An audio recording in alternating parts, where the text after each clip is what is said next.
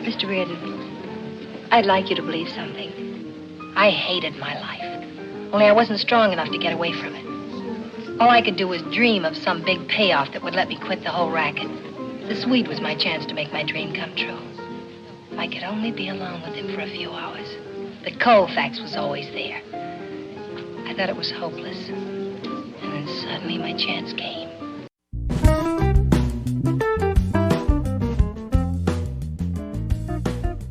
Hi, everybody. I'm Dan. And I'm Mike. So welcome to 15-Minute Film Fanatics. This week, we're going to do a Dan pick. We're going to be doing what movie, Mike? The Killers. The Killers, 1944, written by Anthony Veller, based on the story by Ernest Hemingway, ghostwritten in parts by John Huston, and directed by Robert Siodmak. This was a Dan pick. I love this movie. I texted Mike, I don't know, every like 6 seconds, asking him to please watch The Killers so we can do it. And Mike has just seen it. We have not discussed it at all. That's the premise of the show. In part one, we talk about our overall take on the movie. Mike, let's talk. Go. This is a movie that I knew about and had seen clips from, but had not seen all the way through. I admit that when I first heard about this movie, I thought it was gimmicky for the reason that it has a gimmick, which is that it's based on a famous short story, and then they're going to fill in the details that the story don't tell you into a 90-minute movie. I will admit that the movie really works. It sucks you into itself. It does what all the things that noir does well. It has you fall in love with its femme fatale. It makes you sympathize with people who commit robberies. It tells a very complicated narrative of a triple cross, but pieced out in such a way that you're still left in suspense until the last 10 minutes, but you can comprehend everything that's gone on. It gets away with really romantic set pieces, not just to steal an extra moment. When Burt Lancaster's in the cell with the guy who takes him into the robbery job, and they've got all the constellations, written on the wall, and he says that it's the best place to study the stars because it's lights out, and all you have to do is look up at the sky. And he took the book out of the prison library. Just nice touches like that. I think that make the movie work. And an everyman to draw you in. Burt Lancaster pushed him out for the role as the Swede in an insurance investigator who frames the whole narrative and really makes it work. So I feel like they took really no material and they wove it into something that really works. And even for a late noir, it does all the things that noir does well. And it also does all the things that the story does well. So that's my take on the overall thing I want to talk about. So the Hemingway story, The Killers, came out in 1927. And if you watch the film, the part in the beginning where William Conrad and the other guy come in, hey, bright boy, the part in the diner. And I know you love this story as much as I do, right? So the story's great. It's word for word, plus or minus a few words. And the story ends when Nick Adams, Hemingway's serial character, runs up to C. Anderson and says, these guys were here, they're going to kill you. And in the story, Anderson says, I'm through with all that running around, and turns around and faces the wall. That's where the film you never find out what he did in the story, because the story is about this innocent kid, Nick Adams, facing evil. And what evil is like in the story is that you're so corrupt and evil to the degree that you can have lunch and you can have dinner and you can make jokes about it, that the two guys are not snarling, hand rubbing killers. They're like Hemingway says they're like an old vaudeville act, and they're dumb because they keep calling everyone else bright boy, etc. The story ends when Nick comes back and tells George and Sam at the lunch counter, he says, I can't stand to sit here and think about the Swede in that room waiting to get shot. And the last line of the story is George looks at him and says, well, you better not think about it. Now, of course, you can't stop thinking about it. Neither can Nick. You can't come up with a satisfactory answer for how evil exists in the world. So I love what you said about it being gimmicky, because the gimmick is now we're going to tell you what he did. That runs counter to the themes of the story, which is that it doesn't matter what he did. We're all going to get it, whether it's something, and they try to figure it out. But I think that the movie takes that moment and it has him die. And then it does something that reminded me very much of another movie we love, which is Citizen Kane, right? In Citizen Kane, the guy dies in the beginning and you have a character trying to find out what his dying word was. Here, Evan O'Brien's mission is to find out why the guy didn't run. because that's a classic thing in movies and in life, right? Why did he stay there and let them murder him? And that's what the movie, tries to figure out. But this, and okay, as a purist, I feel the same way. That's why I wasn't really sold on Right. the movie when I heard about it, or I wouldn't rush out to see it. But nothing makes this movie work like Ava Gardner. The desire to want to watch this movie works in exactly the same way that it works on the Swede, which is that I have my love of purity on my arm. Like, I don't actually want to know what happens in this story. And then she's, standing next to the piano, and it's like, oh, another hour? Okay, no problem. Sorry, my bad. Yeah, Please continue. Ava Gardner walks in. You're, as a good English major, you say it's corrupt to try to fill in the details of what Exactly. Ole Anderson did in Chicago, and therefore I am better than this. And then Ava Gardner walks on the screen, and you say, Hemingway who? I'm not better who? than this. Yeah, please continue. And her entrance is so good because it's so fatalistic, right? So it's fatalistic that that Anderson doesn't move, right? But I love how when he first sees her at the party, the girl who went with him says, I knew that boat had sailed. Like, she looks at him, and I love how Burt Lancaster looks at her, and he doesn't even look at her lasciviously, or he's almost like pained and disturbed at how good looking she is and that she's fried his brain. It's the same way that they're studying the constellations. It's not something that you can approach in the same way. It's just something that's meant to be seen from below.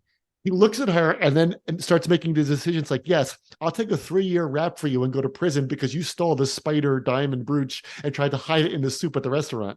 Another great thing about this movie is how great is the long tracking shot and the whole set piece where the guy's reading the account of robbing the factory, and then you watch the robbery as it happens. It's every other gimmick about this movie is great, including the setup where she goes to the powder room and then takes the powder so that the two killers can shoot at the insurance man. Everything's good. And let's not forget our favorite thing is when the killers come to the lunch counter in the beginning, you hear the clickety-clack of their shoes. That there are some very, very clackety shoes. There's a clinky cutlery. There's it's a classic 40s sound. How do you light a match? You strike it against your shoe. Okay, welcome back. So in part 2, we always talk about, our key scenes or scenes that are thematic of the film as a whole. Dan, why don't you go first? I just want to first build on what you said about Ava Gardner, which is, I think it's so funny because as somebody who has studied and listened to Sinatra for decades and read many, many books about him, Ava was apparently the one that really got into him. She was the motivation behind his one co-written song, which is "I'm a Fool to Want You." And so if you watch this movie, you can think of all the women that Sinatra had, but then you watch Ava Gardner by the piano and you say, okay, right, that makes perfect sense. So my moment is when Burt Lancaster is working at the gas station, our second noir movie where the main character is hiding out at a gas station. Out of the past? Yes, out of the past. Very good, right? So he's at the gas station and the guy comes in and says, like in great 40s movies, you just start barking at the guy at the gas station and giving him commands.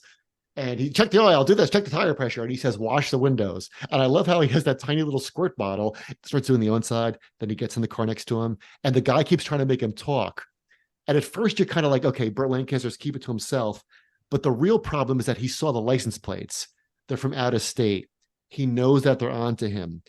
And the great thing about it is that this is not John Donne, like Death Be Not Proud. This is not Dylan Thomas, Do Not Go Gentle Into That Good Night. He's somebody who has like real existential dread at this moment. Like he knows that he's going to die, not as a theoretical possibility. He's like, this is it. They're on to me. So when Nick in the beginning gives him the news, he's like, yeah, like it was only a matter of time before they got me. What did you do? I did something bad.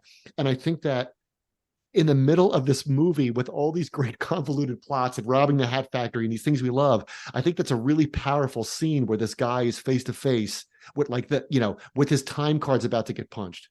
Yeah. And I think that one of the gimmicks of noir is that for somebody else, for the woman, for the femme fatale, for whatever reason, you would commit the crime.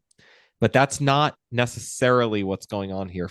For it, I would take the rap for somebody else, right? Is again, I understand entirely what you're saying, or making your dramatic last stand, but that's like committing the crime. But taking somebody else's rap is what that's like. It's beyond any sense of action or any sense of self dramatization. It's just laying the self down for whatever reason. Yeah. So what's your moment? Well, I wasn't entirely sold on this movie until Ava Gardner drops the brooch in the soup, because the guy gives the police the tip, I guess, so he can get the credit for giving the cops the tip. But then he signals with the match that the cops are here. And 1 minute Ava Gardner is wearing the brooch, and the next minute she goes up to wipe her face and it disappears.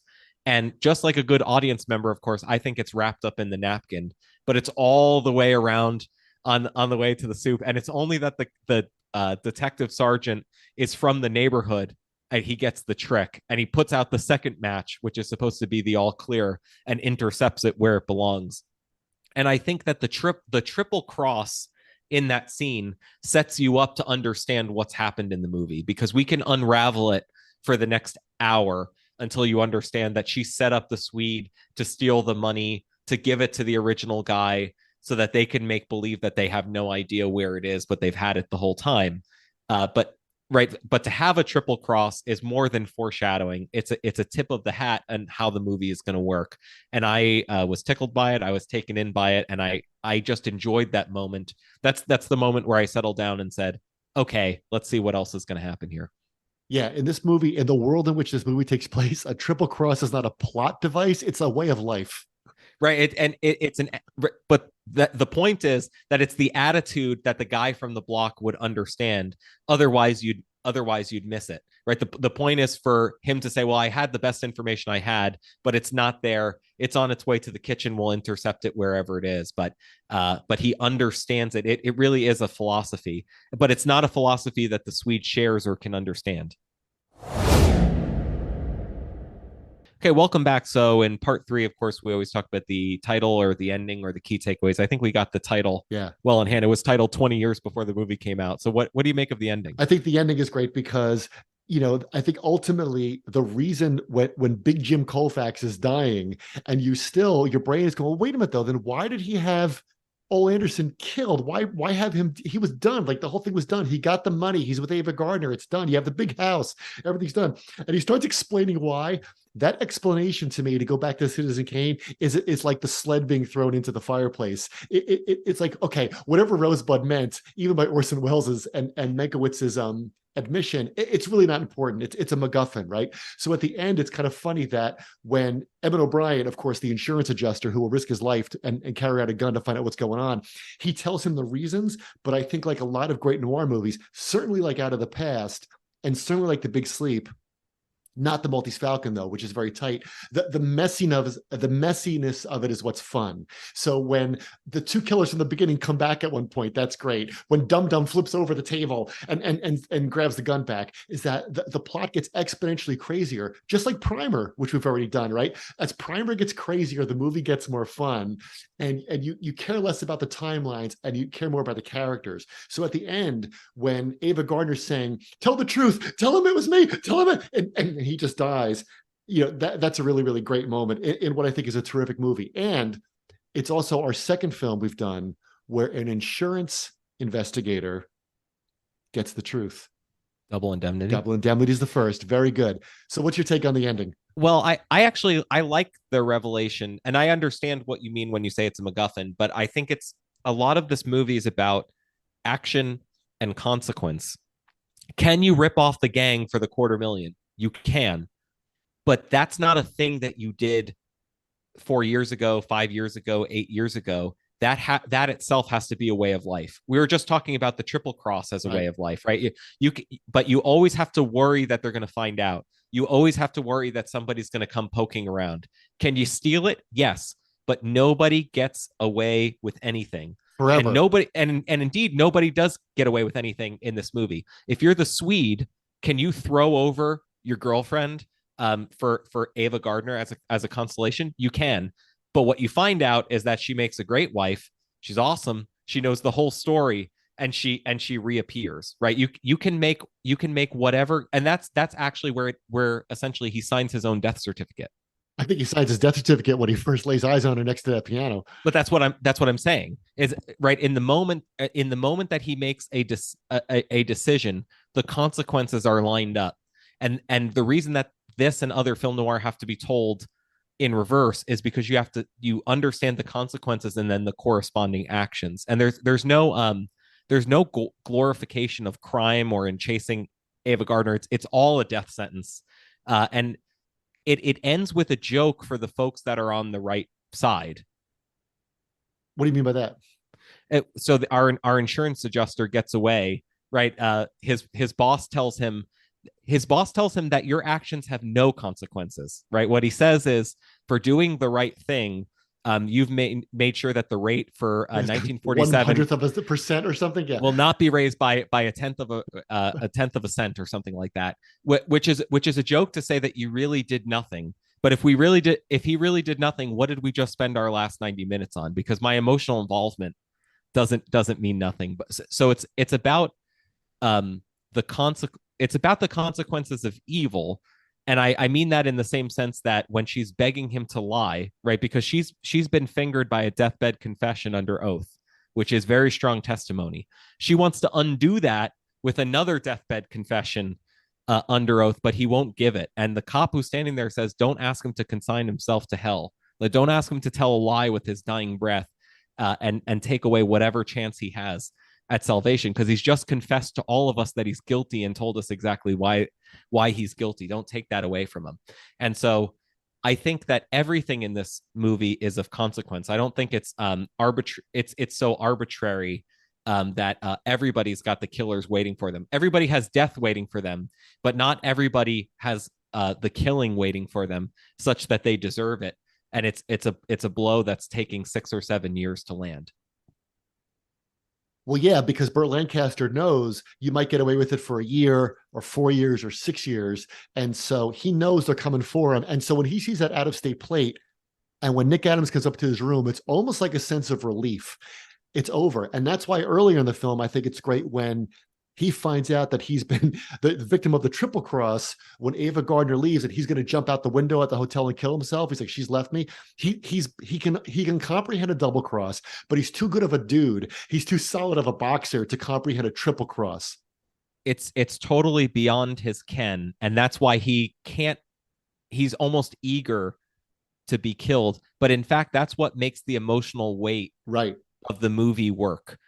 If you did that kind of movie today, right? If he kills the two killers and then gets away with it and goes and kills the gangster, then all you have is essentially John Wick made in 1947, right? Which is how they would make the movie today. But for somebody to say, no, I deserve that, is the same thing as the deathbed confession at the end, right? And that's why film noir, which tries to keep metaphorical consequences out of the mix or talk about them by not talking about them. This movie's very verbal about them when he says, I did a bad thing once, or when he confesses and she asks him to lie on his deathbed. This is a totally different moral universe than John Wick.